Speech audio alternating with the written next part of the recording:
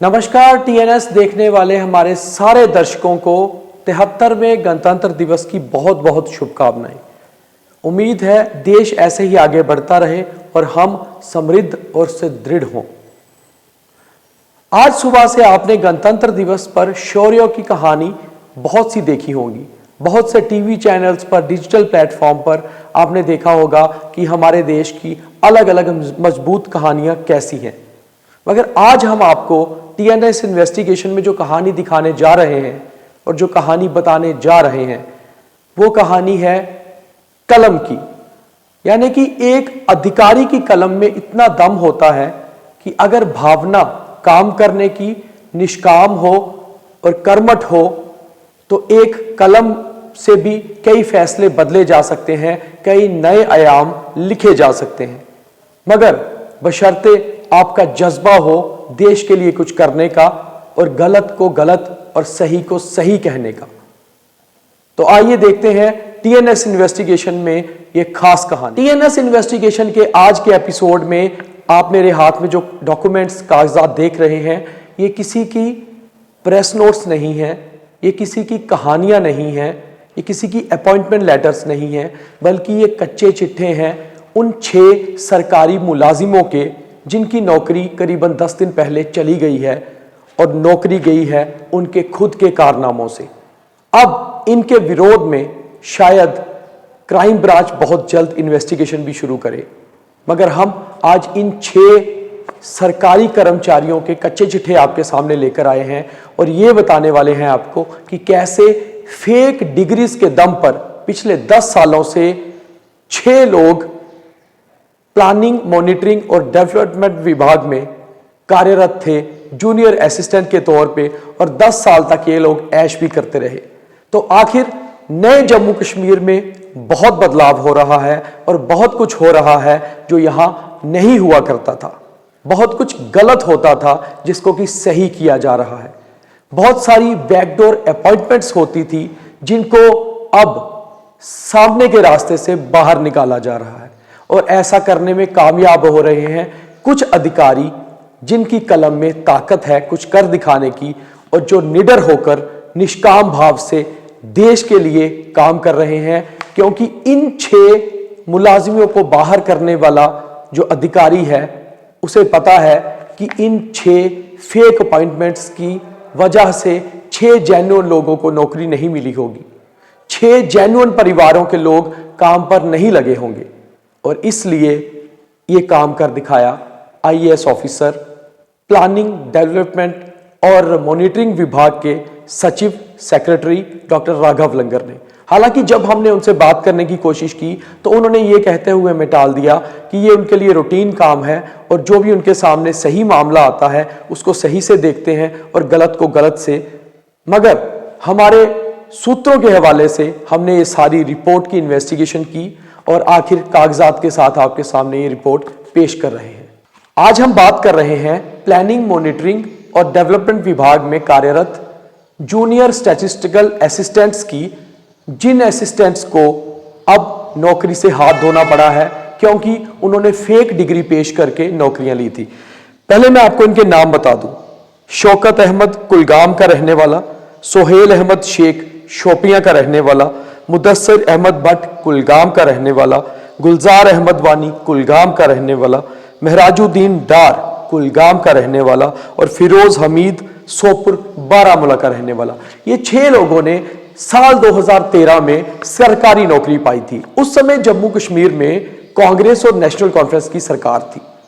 जाहिर सी बात है कोई ना कोई पॉलिटिकल पैट्रोनेज या फिर कोई ना कोई अधिकारियों से साठगांठ के चलते इन लोगों ने नौकरियां ली थी। खैर ये इन्वेस्टिगेशन का विषय है और इन्वेस्टिगेशन अभी क्राइम ब्रांच या अन्य जो एजेंसियां हैं वो करेंगी।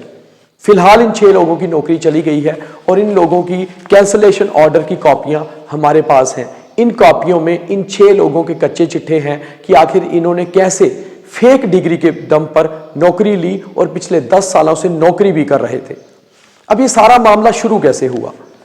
डॉक्टर राघव लंगर जो सेक्रेटरी हैं विभाग के, उनके जहन में एक मामला आया कि विभाग के कुछ लोग जूनियर असिस्टेंट के तौर पर जो काम कर रहे हैं उनके खिलाफ एक इंक्वायरी पेंडिंग है। इंक्वायरी है उनकी डिग्रीज की। राघव लंगर ने अपने तरीके से इन्वेस्टिगेशन की और बहुत सारे और जूनियर अधिकारी भी उनके साथ इस इन्वेस्टिगेशन में शामिल थे और उन्होंने एक टीम तैयार की और उस टीम को नागालैंड भेजा गया, क्योंकि इन 6 में से 5 लोगों की डिग्रियां नागालैंड की ग्लोबल ओपन यूनिवर्सिटी से थी, जबकि एक शख्स की डिग्री पंडित दीनदयाल उपाध्याय यूनिवर्सिटी गोरखपुर से थी। टीम्स बनाई गई और टीम को उन यूनिवर्सिटी में भेजा गया। जब वहां उन यूनिवर्सिटी में ये टीम ने अप्रोच किया उन डिग्रियों के साथ, तो ये पता चला कि ये 6 की 6 डिग्रियां जो है सभी फेक हैं, सभी फर्जी हैं और कहीं भी मार्कशीट्स या डिग्रियां उस यूनिवर्सिटी से मैच नहीं करती थी। इस इन्वेस्टिगेशन में यह भी पाया गया कि पिछले 4-5 सालों से जब भी इनकी डिग्री का मामला उठता है, जो उस समय के सचिव हैं या जो उस समय के सीनियर अधिकारी हैं, वो कहीं ना कहीं एक चिट्ठी मात्र से ही काम खत्म कर देते और लेटर को यूनिवर्सिटी में भेज देते। मगर जब वो लेटर वापस आता तो ये लोग इतने शातिर थे कि ये उस लेटर को कहीं ना कहीं दबा देते या फाइल को ही गायब कर देते। ऐसे ही 4-5 साल से ये मामला चल रहा था और ये 6 लोग अपनी फेक डिग्रियों के बल पर सरकारी नौकरी में आगे बढ़ रहे थे।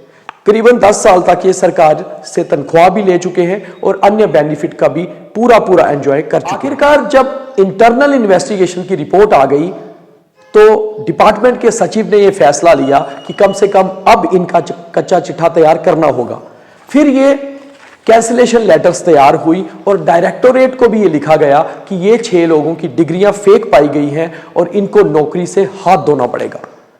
आनन फानन में सारा कुछ तैयार किया गया और पूरे प्रूफ के साथ डायरेक्टोरेट को और जम्मू कश्मीर सरकार को यह लिखा गया कि 6 स्टैटिस्टिकल जूनियर असिस्टेंट अपनी नौकरी से हाथ धो रहे हैं, क्योंकि उन्होंने फेक डिग्री के दम पर 2013 में नौकरी पाई थी।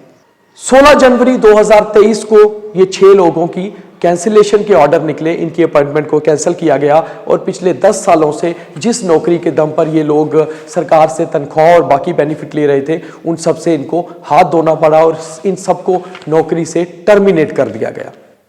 अभी फिलहाल स्थिति ये है कि विभाग ने डायरेक्टोरेट को इनके ऊपर क्राइम केस करने को भी लिख दिया है और बहुत जल्दी मामला क्राइम ब्रांच में जाएगा और क्राइम ब्रांच इस सारे मामले की इन्वेस्टिगेशन करेगी कि आखिर इन लोगों को नौकरी फेक डिग्री के दम पर मिली कैसे थी। क्या उस समय की सरकार ने इनकी डिग्रियों को क्रॉस वेरीफाई या क्रॉस चेक नहीं किया था, और अगर किया था तो उसके बाद भी जो सरकारें आई क्या उन्होंने इस बात पर संज्ञान नहीं लिया या ध्यान नहीं दिया कि आखिर कैसे 6 लोग एक सरकारी विभाग में फेक डिग्री के दम पर नौकरी करते रहे और 10 साल तक उसके बेनिफिट भी पाते रहे। मामला या सवाल यही खत्म नहीं हो जाता। मॉनिटरिंग, प्लानिंग और डेवलपमेंट विभाग के सचिव डॉक्टर राघव लंगर ने अपने डिपार्टमेंट में और भी बहुत से लोगों की सूचियां मंगवाई हैं जिनकी डिग्रियों पर उनको शक शुबा है। उम्मीद है ऐसे ही बहुत सारे सरकारी विभागों में भी क्रॉस चेकिंग या क्रॉस वेरिफिकेशन का काम जरूर होगा और प्लानिंग, मॉनिटरिंग और डेवलपमेंट विभाग से सीख लेते हुए कई अन्य विभागों के सचिव या फिर प्रिंसिपल सचिव भी ऐसे काम पर ध्यान देंगे कि आखिर ये देखा जाए कि कितने लोग पिछली सरकारों के दौरान बैकडोर अपॉइंटमेंट से फेक डिग्रियों के दम पर सरकारी नौकरी पाकर मौज मस्ती कर रहे हैं और सरकार का पैसा लूट रहे हैं। साथ ही साथ आपराधिक छवि लेकर ही वो काम कर रहे हैं, क्योंकि कहीं ना कहीं ये आपराधिक मामला बनता है कि अगर आप फेक डिग्री के दम पर सरकार की आंखों में धूल झोंक कर सरकारी नौकरी पाते हैं।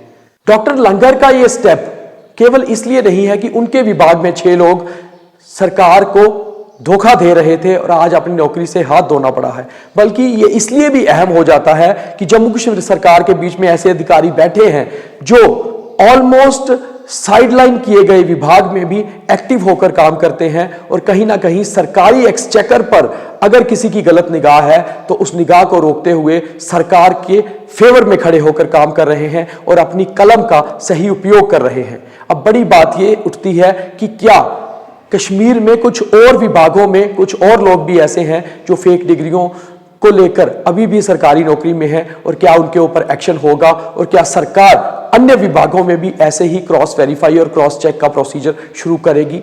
उम्मीद है आपको ये एपिसोड बहुत दुरुस्त लगा होगा, क्योंकि 26 जनवरी के दिन ये एपिसोड दिखाने का मतलब है कि कहीं ना कहीं नींद से जागना बहुत जरूरी है और सरकार के कुछ अधिकारी जो काम कर रहे हैं उनको जनता तक पहुंचाना बहुत जरूरी है, क्योंकि कुछ लोग जो सरकार को धोखा दे रहे हैं उनके बीच में खड़े होकर ये अधिकारी सरकार के एक्सचेकर को बचा रहे हैं और ऐसे करने वाले अधिकारी ही सरकार के लिए सही कर्मठ तरीके से काम करते हैं।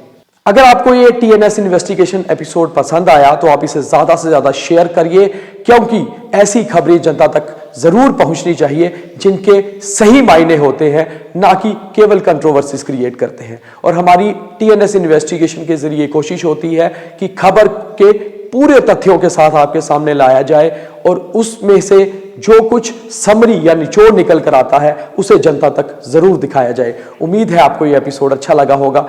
अगले एपिसोड में किसी और खबर की इन्वेस्टिगेशन, तब तक के लिए इजाजत दीजिए। एक बार दोबारा से हैप्पी रिपब्लिक डे।